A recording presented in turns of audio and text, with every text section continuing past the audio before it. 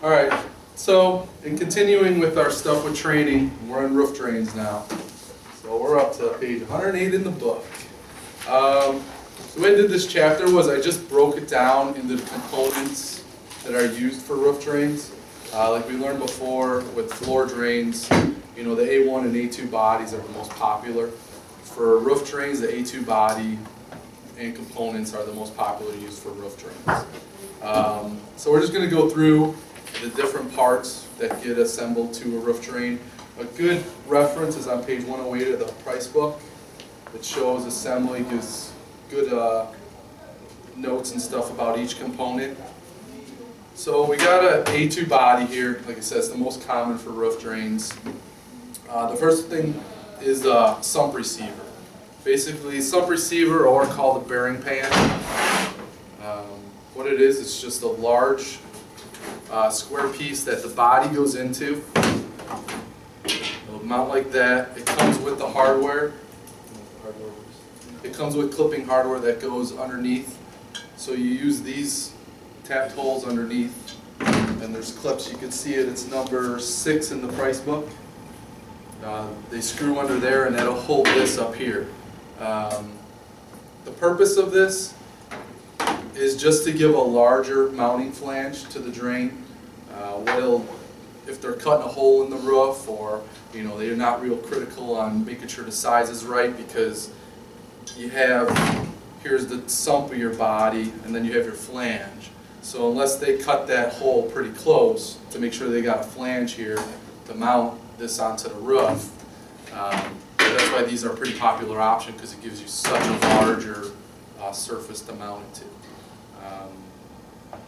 So we see a lot of these on roof drains just to make it easier for people. And it gives you a wider flange on top, so your membrane can come across it, and you have a larger surface for the membrane to rest on. So this is an A2 one. There is one for the A1 body. The A1 body mounts a little different. I didn't get one, but this one sits underneath the body. The A1 goes on top of the body, and then the clamp holds the pieces together with the hardware. So it's a little different setup, but it does the same purpose. The next thing is the Undernet clamps, which is shown number 7. And actually, the book on page 108 has an extension, but we'll just talk about the Undernet clamp right now. So what an Undernet clamp does is, you can see it in the picture, it's the highlighted there, you have the drain body, and this is just used, it could be used with the sump receiver or the bearing pan as well, but the clamp will go on the underside of the body. You'll have these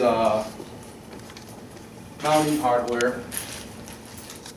So these will be threaded rods, go into these tapped holes, extend out, and then those threaded rods with nuts and washers are used here. And for Undernet clamp, what it's used for is, if you have your drain on the roof, decking, and then you need to sandwich it to hold it in place, because you need to, you know, mount it securely to the roof.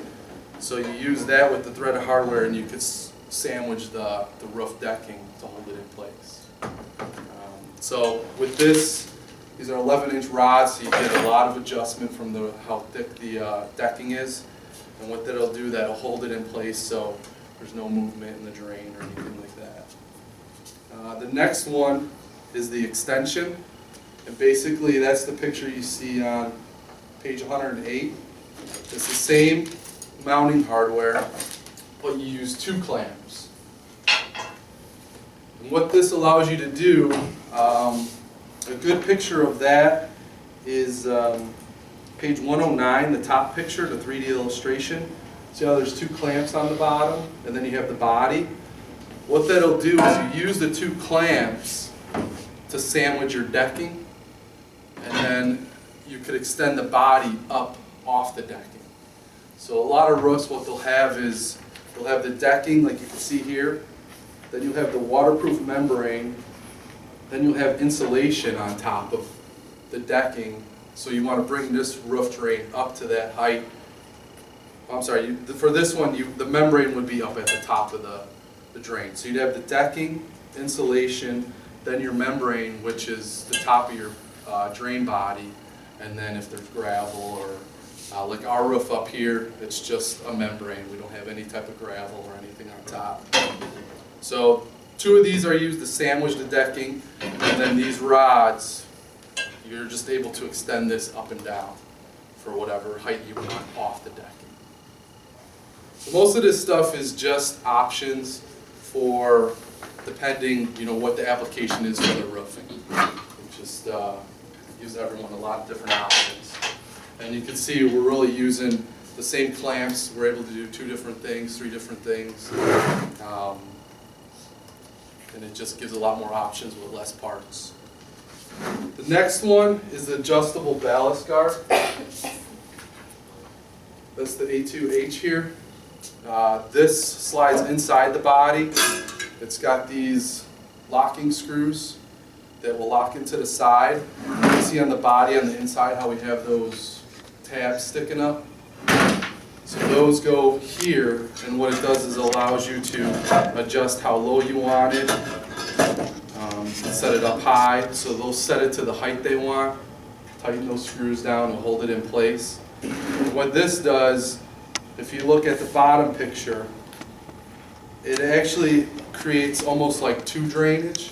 You have the top, and then you also have down here. Usually the membrane down here, fill this with some type of water-resistant insulation, put some gravel on top of it. So whatever's on top of that gravel will drain in, but whatever seeps through will get to the membrane and then run in. And this acts as a guard to, not allow the gravel or anything like that to go into the drain. So just another option. So you can see all these different options, and we're just kind of adding and changing things to the main body. And we'll go through the book and look at some of the model numbers that show these different options. Next is the water dam. This is the external water dam. So this gets mounted here. It also acts as the membrane clamp. So you'll have your membrane here. This will be installed whether it's an Undernet Clamp mounted with a Sump Receiver. So this gets put on top. And what this does is these are designed to go on roofs where they're designed to hold a certain amount of water. We have an internal and an external. This is the external. So this would get mounted to the body, squeeze the membrane, and then your dome would just get placed on top. So no water is going to penetrate this drain until it's above this height. So it just acts as a water dam, basically. Hence the name of this. Why would they want that? Rick has Dave Epstein in New York, and they have, in the city, there's nowhere for the rainwater to go. Okay. So they designed the roofs. So it's like an evaporating. Yeah, to hold it for so long. Or when we get to the weirs, they only allow so much flow to go into the drainage system because it's all concrete. There's nothing to really suck up the water. Right. This is an internal water dam. Does the same purpose. You'll see a lot of these on overflow roof drains. But basically, when this is fully installed, your dome goes over it. Water won't penetrate or go into the drain until it reaches whatever level this is set at. You do have some adjustment. This is just a ABS pipe, so they can cut it to custom heights if they want. We have longer ones too if they need one that's longer. But so you have this A2C3-W, which is X is your clamp. Sorry, X is your clamp. You put this on, your membrane will go in between, and then you'll take the standpipe and thread that in, and you can cut it or adjust it to whatever height you have it set to. We have a 6-inch internal water dam. Yeah, there's also a 6-inch. We'll look at that when we get to the book, because this is a regular 4, but there are some that require a larger diameter because you look how large this body is, and you're kind of restricting the flow.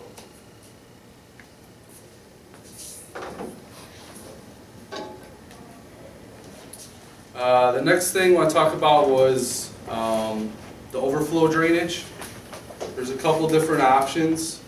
If you look, page, what's item 11, R1150.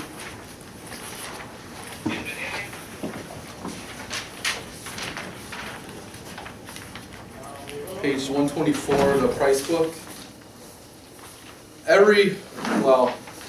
Pretty much every drainage system I've ever seen on a roof, you have your main drain system, then you have an overflow system. The overflow system is just there for emergency. If something happens to the main, gets clogged, something like that, you have an overflow system so your roof isn't collapsing because of all the extra weight building on top of the roof. We do have these options, the R1150, the R1250, I'm sorry, R1270, right? Yeah, R1270, page 137, and then also, well, we'll talk about those two. So those two have your main drain line and your overflow built into one. A lot of times what they'll do is they'll just mount different drains in different places. But this is kind of nice because you combine both in one location. So what they would do is your main drain would be set for any type of rain or moisture that comes in to drain, and then the overflow has that standpipe, whether it's the external water dam or the internal water dam, and it won't work until the water level reaches that height. So over the project engineer, they'll say, okay, this roof could handle a maximum of, 4 inches of water on top of it. So they'll set that emergency one to maybe 2 inches or something, so it never gets to that level where there's a possibility of the roof collapsing. It's just a safety system. And usually with the overflow systems, it won't even tie into the main drain system, roof drain system. It'll have its own independent, complete system. So, because you never know where it could get clogged. It could get clogged, even though it's on the roof, it could get clogged all the way down, before it gets into the main sewer system or wherever it's dumping out. So, which roof drains, there's a lot of, animals and stuff that could be up on a roof that could clog the drain and, stuff like that. So I think that's kind of, the safety factor of it. So those two, the R1150 and the R1270, have two separate drains built into one. They're on a larger, almost like a sump receiver, like we were talking about with the two drains. One has the overflow built in, one's the standard drain.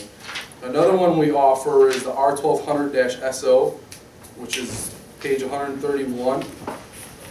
So this body has the main drain going through it and an overflow built into one, basically, drain body. You can see there, the side outlet is your main drain, and that's using through the sump. So any water that comes through will run through there and run out that side outlet. And then you have that pipe, the vertical pipe, overflow pipe that's listed there, that acts as your overflow or your emergency drain. And that runs straight through and runs out the bottom. So it's a lot more compact, does function of both.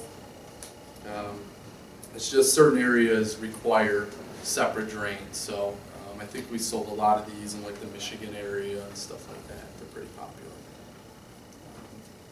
So that's the dual drains. Then I just wanted to go through you get into some of the maybe not as common drains or components that we normally see. The first one I listed here under G is the expansion and contraction joints. So what this does is, we have, from winter to summer here, we have almost 100-degree change that we see. Well, that causes the roof to expand and contract, and you need almost like a flexible coupling in between the piping and the roofing to allow that expansion and contraction and movement. Even when there's a lot of water on the roof, you're going to see it's going to move somewhat. So what this is this expansion and compression joint, R1900, page 149, that would be mounted in between your drain body and your piping, your And what that does is it allows that roof and the body to slightly move without affecting the piping, changing the pitch, causing, supports to break and stuff like that. Does that have any lateral give to it, or is it just? Yeah, it has, ours comes with 1 inch of compression, a 1/2 inch of expansion, and 10 degrees of rotation. So that's just something good to know. It's usually, that's well beyond what you're going to see happen on the roof. So the other thing is scupper drains, R1300 series. So this is a scupper drain, and where these are used in parapet style roof drains or roofs, and what those are, I got a picture there in the book where you'll have a large flat roof and it has walls all the way around it.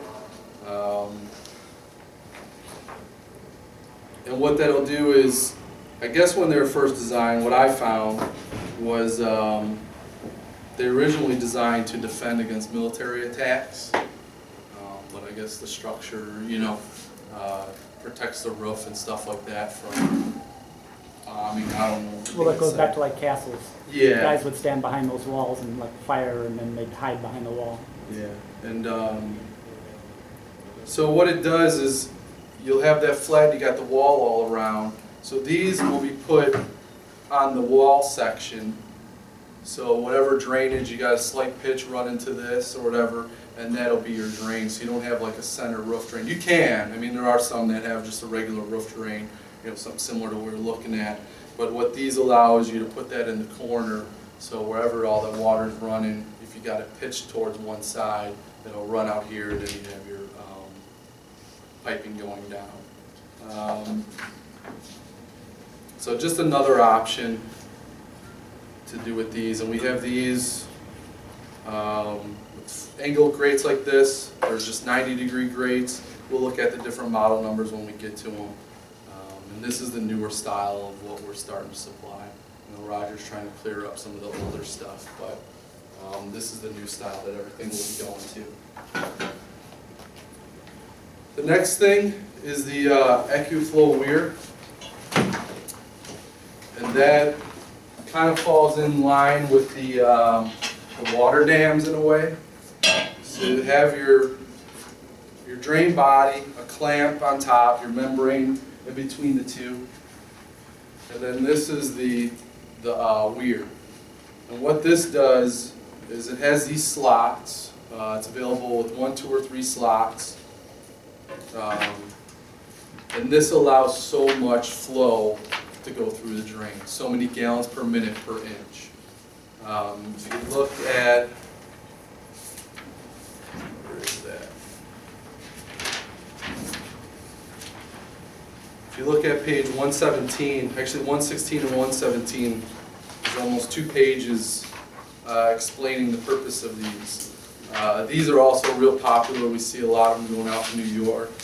We've made custom flow ones. The A1 bodies are 5 gallons per minute per inch per slot. So this is an A2, which is 10. So with 2 slots, they would get, each one is 10 gallons per minute per inch. So they would get 20 gallons per minute per inch of water on here with the 2 slots. So if there was 2 inches of water, they would be flowing roughly 40 gallons per minute.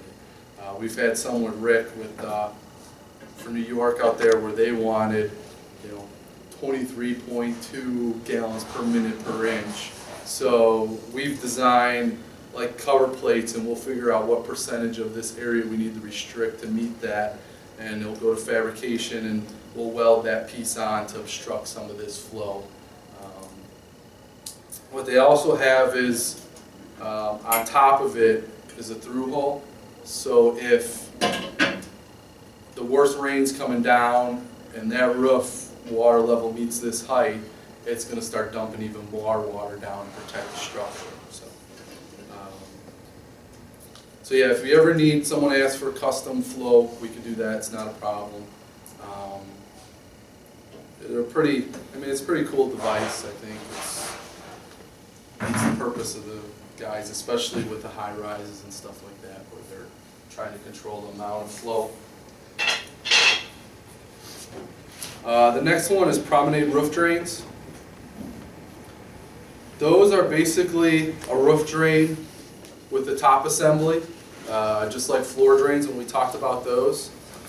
And these are used wherever there's going to be use on the roof, whether it's a deck or something like that. So it allows them to put a roof drain that is basically an area drain or floor drain on the roof. Really the only difference you'll see with these is, normally with a regular floor drain we don't sell a lot of Undernet clamps, because a lot of times regular floor drains are casted in concrete, or, stuff like that. With these, they're on a roof, so it's common to have the Undernet clamp, maybe even the bearing pan or Sump Receiver, stuff like that. But basically, they're the same top assemblies that we use in our floor drains, just in this roof application. So the same options apply. If they want veneers for stainless steel or nickel bronze look, we can give them that. The other one is a balcony drain. It's more of a smaller area drain. They're available with straight outlets, 45s and 90s. This is the 90. It uses a standard F1000 top assembly. It's a regular 4-inch NPSM threads like we have on all our floor F1000, F1100 floor drains. So even though it comes with this dome strainer, if there's something else they want, flat, grate, square, round, rectangle, we could put that in. And it also has a membrane clamp on it. This flange comes off. There's 3 screws that hold that down. So they could put that in, put their membrane to go in there to sandwich that down. But these are normally used in like a smaller area. You wouldn't see something like this on a large roof or anything. That's why it's kind of the balcony is like a smaller area to take the drainage away.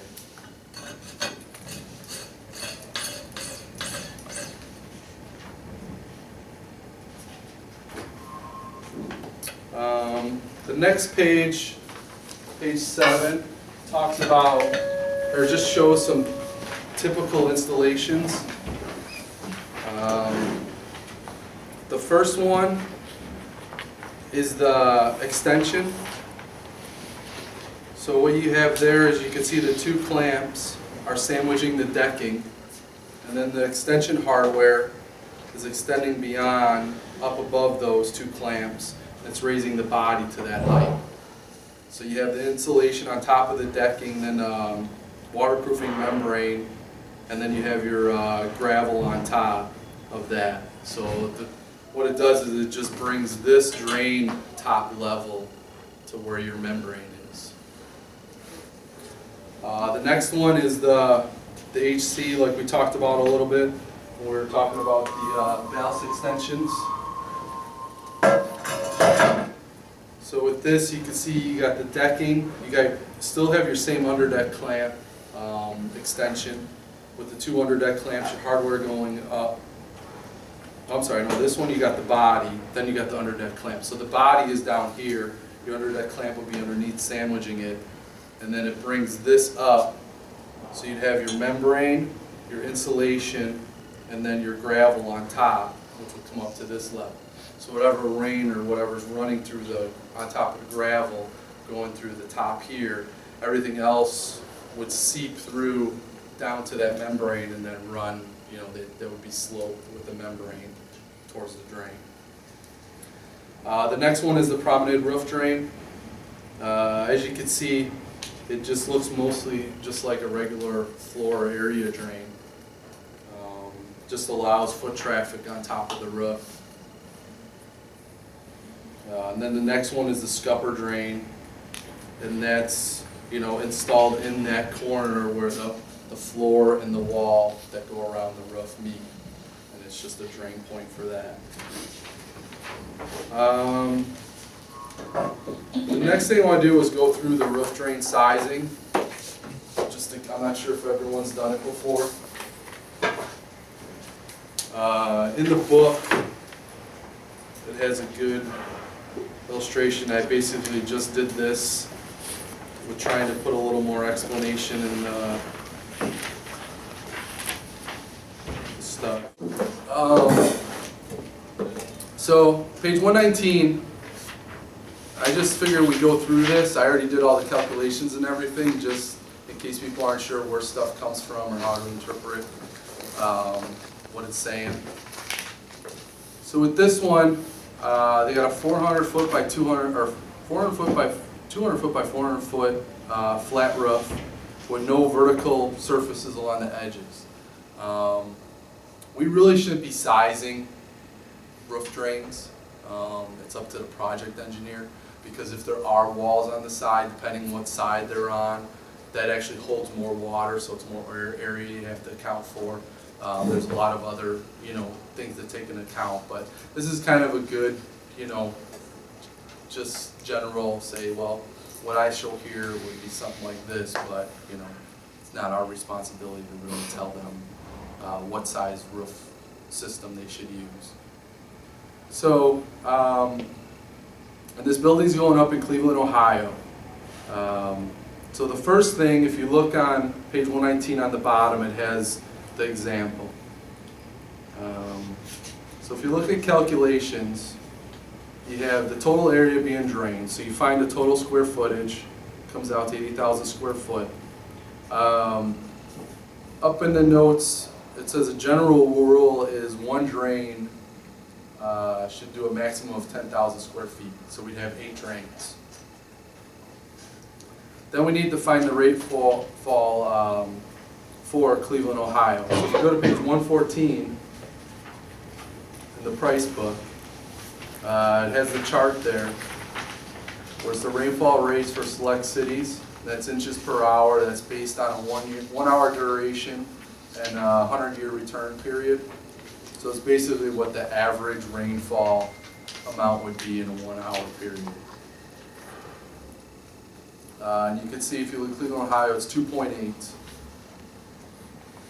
So we find that it's 2.8 inches per hour. Then we want to convert that to gallons per minute. So it's just multiplication factor 0.0104 times the inches per hour times the total area. Yeah. So basically what we're getting is a little over 2,300 gallons per minute. Now you calculate the expected flow of that 2,300 gallons per minute for the total drains, which we have 8. And that comes out to 292 gallons per minute. Then the next thing to do is to calculate the vertical pipe, or actually your outlet connection size on your drain, to determine how large that needs to be. So 292 gallons per minute. If you look at chart A, on the left it has, that's the size of the pipe, 2, 3, 4, 6, and 8. Next to that is the gallon per minute capacity. So you have 30, 92, 192, 563, 1208. The other stuff, you'll see roof area, and then it has inches per hour under it. So you could do a quick, okay, I have 3 inches per hour, say, and with a 2-inch drain, I could do a 960 square foot area with it. But what we're doing, we're basically just looking at those first 2 columns. So we need to find a size that will be able to handle at least 292 gallons per minute. You can see 4 is at 192, and then 6 jumps up to 563. So it would have to be a 6-inch drain, which is our outlet size, whatever type of outlet, inside caulk, no hub, whatever it would be. So now we know the vertical size pipe. Then you need to determine the horizontal pipe. Pretty much every roof drain, like our building, the vertical, and then it's running to weather a main stack with the drain or something like that. So we need to find what that horizontal pipe size should be. So this is all based on, you know, they do it based on the slope. You'll see on the top an 1/8 inch per foot, 1/4 inch per foot, 1/2 inch per foot. Everyone know what that means for roof slope? So if you have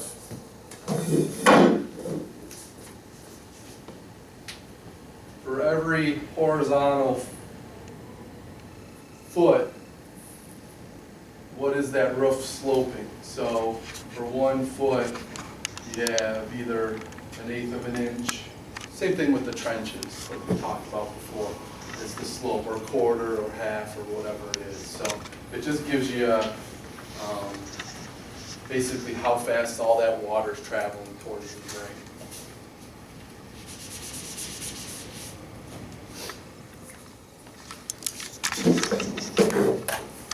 So based on that, if you look at the calculation when they did on the bottom, looking at chart B, 1/4 inch per foot. So you look at 1/4 inch per foot, and you look at the drain capacity gallons per minute. Now we got to find something that's over 292, what we calculated before. So anything 6 inch and larger will be able to handle that. And what they would do when they're designing this, if they have one drain coming down and they have that, say, a 6 inch pipe, then there's another drain feed, like branched into that same one, that pipe would have to expand to the size to meet the two volumes accumulated in that one point. So that's really, you know, how you calculate this.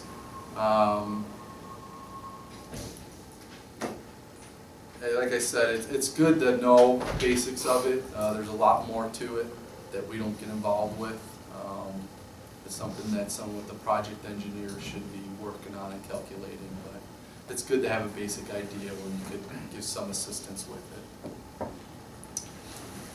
The next thing I just wanted to go through was kind of thumb through the book, starting on page 120. All the R1100s use the A1 body in their components. The A1 body is a lot smaller than the A2 body, so it's not as common for commercial applications on roofs, but still gets used sometimes if it's a smaller area. If there's multi-level roofs where it's a small area, they don't need a real large drain. They could use something like this. Then you can see it's just the different options like we talked about. The bottom page 120 to R1100-EU, that's with the extension. Uses the threaded rods, uses the A1 clamps.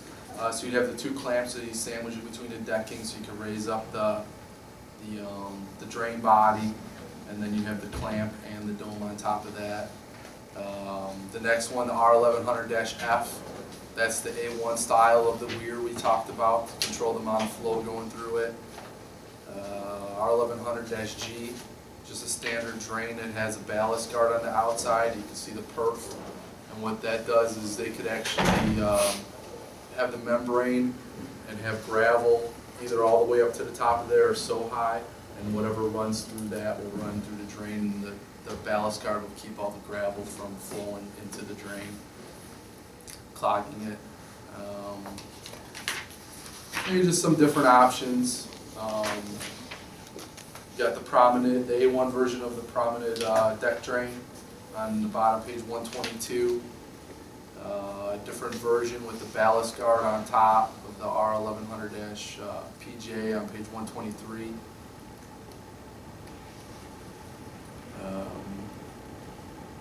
R1100-RS, that's more for just, they'll put that small drain near where like an air conditioning unit is or anything like that for the condensation.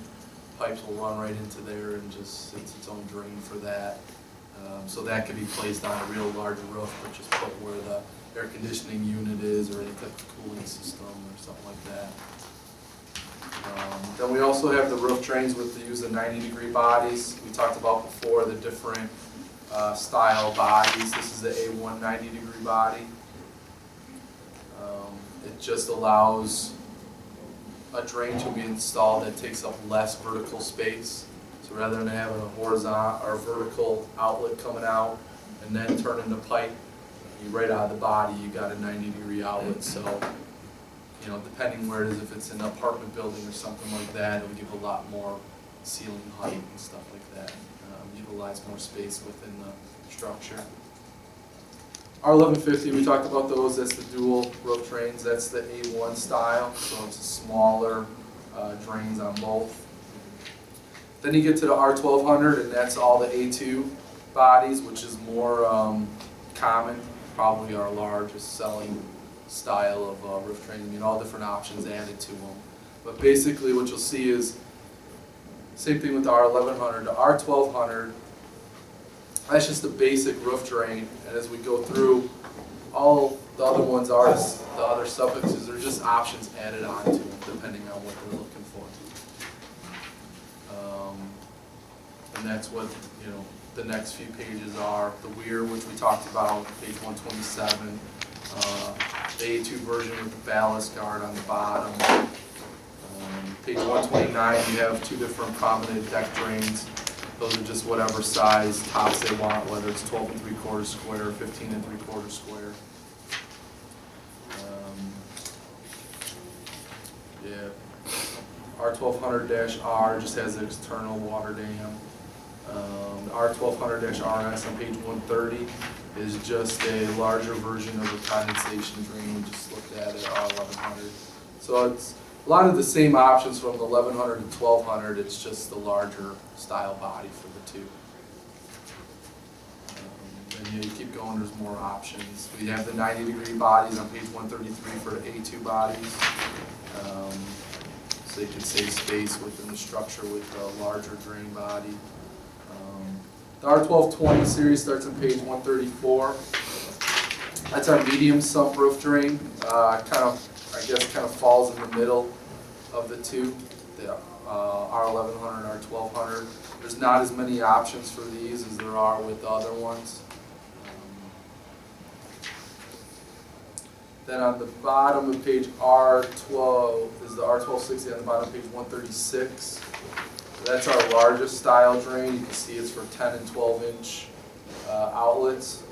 When most of the R1200s, you're not going up that high. So this is for a real large capacity roof drain.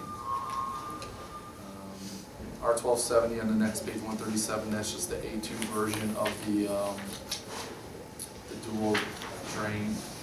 Then you come into the siphonics. And basically what this is a different way. When you're using a drain, you're really only using about 50% of the pipe area for draining water, because you have air, and you need to take air out to put water in, so that's constantly happening. What the siphonic system does is it's a regular A2 roof drain, but you have this air baffle, A2-SR. And if you look on the next few pages, 140, we offer pretty much the same options or similar to what we're offering the regular 1200, but this is added. This gets mounted in here. And what this does, you add this, and then it also shows on page 138 some of the differences in the piping. For example, one big thing is the piping coming out of this drain doesn't have a slope or a pitch. Every drain pipe, when we talked about when we started this, will have some type of pitch to allow the water to drain. Well, this doesn't. And what it does is it creates almost a siphonic effect where now you're using almost all the area in the piping for drainage, because this air baffle's there. And what the biggest selling feature to that is when they calculate what size pipe needs to be in the whole system, they're always calculating because there's air in that. Well, now with this, you're not having that air. So what happens is what might have been an 8-inch pipe now could possibly be a 4 or a 6, which is a lot lower cost, a lot easier to install, takes up less space within the building. But basically when this is here and it's raining or any type of moisture, if the water level is below this air baffle, it just acts as a regular drain. Just water's running in. But once the water level gets up to this height, then it really turns into the siphonic where, next time we take the display out we have for this, I'll show you guys, I'm sure most of you have seen it already,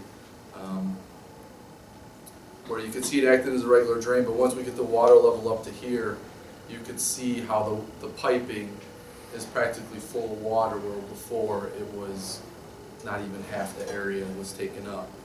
We got a flow meter on it, it shows the difference in flow you're getting. So there's some good illustrations, page 138, 139. There's also a cell sheet that we have that shows some of this stuff. And you can see the 140, 141, you know, there's the one with the water dam, the dual drain, we could do that with this system. If any technical questions or anything come up on this, we have our contact, Mike Richmond. He's the master of this, so he's got all the software and he lays out what they need and everything. So all that information should go to him, and he'll work with the engineer or whoever's wanting to specify this type of roof drain system. He'll work with them on that.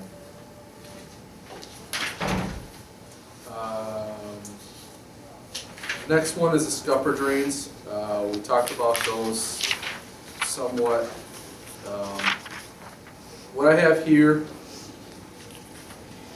is all for the new style that we're going to in these notes.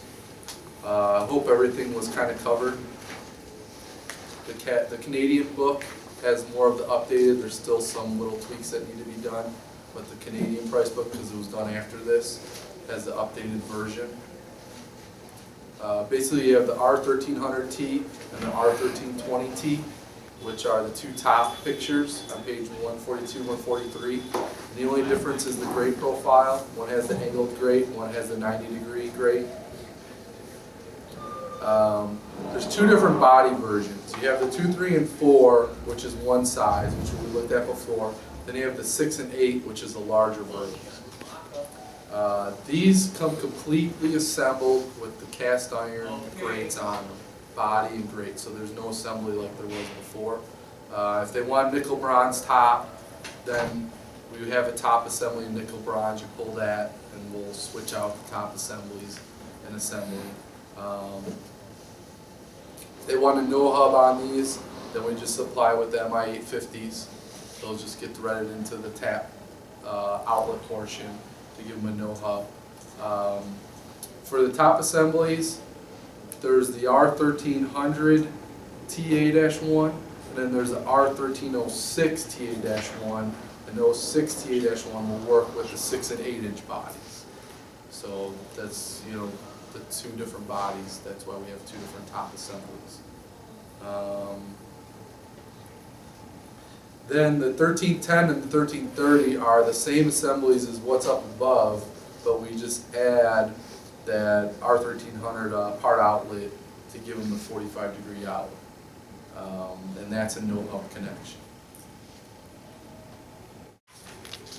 The next stuff is just the balcony drains like we talked about. You can see the three different options of angled outlets, the bottom outlet, the 45 and the 90. Like I said, with these, you know, it shows that strainer, the dome, small dome on top. Uses the same threads as any of our regular top assemblies for the F1100 series, so you could change it out with one of those if you wanted. The next page is our downspout boots. Basically, the downspout boots, there's the 1510, 1520, and 1530. Those are just different layouts or versions. What these are designed to do is you'll have your roof drain gutter, I guess, coming down the side of the wall, and this is a transition piece to go from that to underground to wherever the drain system is. So you can see I found a picture of one on the bottom of page 9. And you can see that's kind of before they finished filling in the hole where it is. So it's coming down the wall, your downspout will go into there, and then it kind of transfers off away from the wall for your underground plumbing to go through. The next is the R1640, and this is just a parapet scupper sleeve. And you can see next to the downspout boot, I got a picture of one there.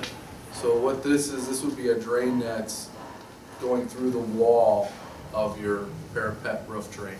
So this is the wall. If we look back at the other page, I have the flat roof with the wall going all the way around it.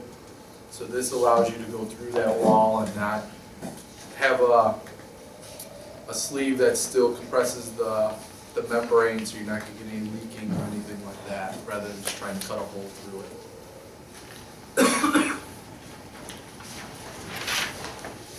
Next stuff, well, R1810, that's just a universal membrane clamp adapter that's designed to work with all our competitors'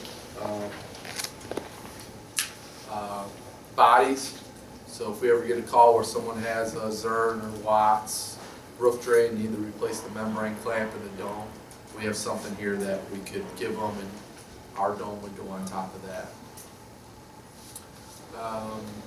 Fence stack sleeve flashing, 1850. That's kind of like we were talking about with the parapet sleeve, but this is for vent stacks and a flat roof. So it allows them to put a hole through the roof for the vent stack to go through. It has a membrane clamp on it, just to protect the roof, so you're not just putting a hole right through the membrane without anything clamping it down. The R1900, we talked about that, the vertical expansion joint. The R1930 is just a cast iron vent stack. So this would be your actual top of the vent stack, just the protection so rain doesn't go down your vent. Try and keep animals out of it as well. Then it's the downspout nozzles.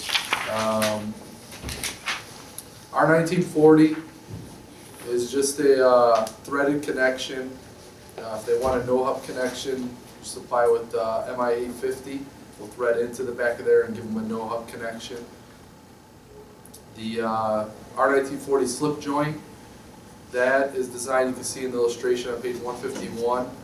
Your piping would be coming out of the wall, and then this sleeves over it. There's 3 set screws that clamp it to there, and then you have your finishing ring. And then the R1960s,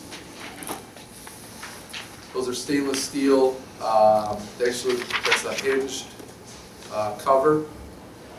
So there's a flush mount, which is on the left side, and then there's the standard one where it extends out.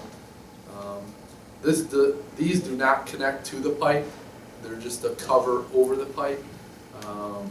There is the no-hub option if they wanted this to connect right to the pipe with a coupling. They could do that, but the standard ones are just aesthetic cover to cover up that pipe so you don't see just a raw pipe sticking out of the wall.